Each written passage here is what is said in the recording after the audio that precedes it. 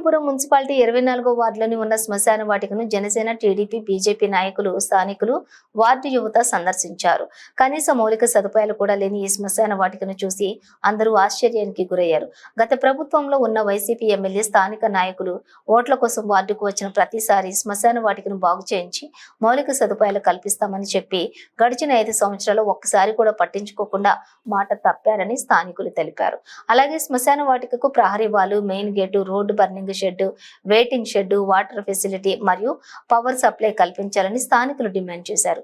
జనసేన నాయకులు చందక అనిల్ మాట్లాడుతూ ఈ శ్మశాన వాటిక 23, 24, 25 వార్డు ప్రజలు ఉపయోగిస్తున్నారని తెలిసి కూడా వైసీపీ ప్రభుత్వం పట్టించుకోకపోవడం చాలా దారుణమని అన్నారు.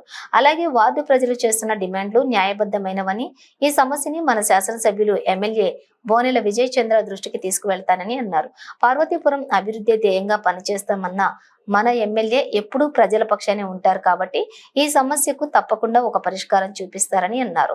ఈ కార్యక్రమంలో నెయ్యిగాపుల సురేష్, మీసాల కుర్మ, నడిపిల్లి గణపతి, పల్లి గంగ, అట్టాడ చిరంజీవి, బోటు రామకృష్ణ, వానపల్లి ప్రసన్న, రెల్లి రమణ, ముక్కు సురేష్, పద్మనాభ సంతు మరియు జనసేన, తెలుగుదేశం, బీజేపీ నాయకులు, కార్యకర్తలు తదితరులు పాల్గొన్నారు. ఎల్ఐసి ఆఫీస్ ఉంది కదా, ఎల్ఐసి ఆఫీస్ ఎదురుకి. ఓకే, నేను మ్యాట కూడా పెడతాను. ఫోన్ కూడా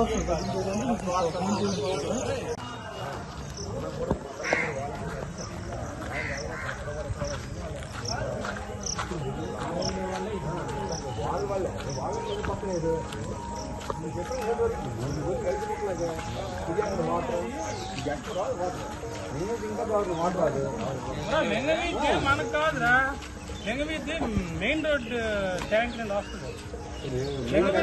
మనకు కాదు, జగన్నాథపురం అది మన సంబంధం లేదు. అక్కడ వాళ్ళ కోర్టులు కానీ దీనికి ఇక్కడికే వచ్చాం. మారిపోతే ఏటవుతుందంటే ఇప్పుడు ఉండడం మనిషి నిలబడడానికి కూడా జాగా లేకపోవడం. ఇప్పుడు మనం నిలబడడానికి 50 మంది దగ్గర వస్తారు.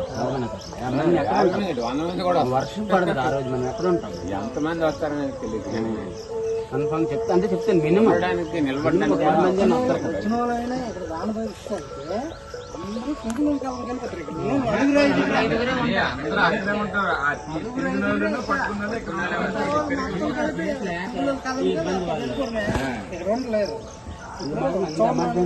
అందరూ వచ్చిన తర్వాత వాళ్ళు చేస్తారు పని, కానీ మనం నిలబడడానికి కూడా దానివల్ల అసలు ఇంకేదో సీనియర్ పెట్టారు, దానికి కట్టినా సుఖం లేదు.